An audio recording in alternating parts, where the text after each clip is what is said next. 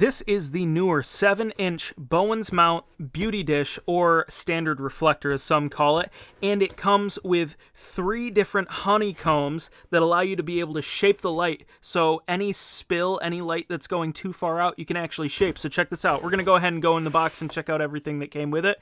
You have the dish itself, and here's the Bowen mount kind of connector area here, and then you have the 3 honeycombs. Now, these all do come wrapped in plastic. I have opened this up and used these to make sure I know they actually work and everything was in working order, and it is. And this stuff is actually built quite tough here. This is not made out of any type of cardboard. It's actually quite rigid. You can't flex it around. It's pretty nice. But you have the 50 degree right here, you have the 30 degree right here, and you have the 10 degree one right here. And as you can see, even in the camera, I shifted away and you can see how much light would get blocked by the 10 degree one, at least spilling out away from what you're trying to light. The 30 degree one, you can see where it's starting to block that light. And then here's the 50 degree one.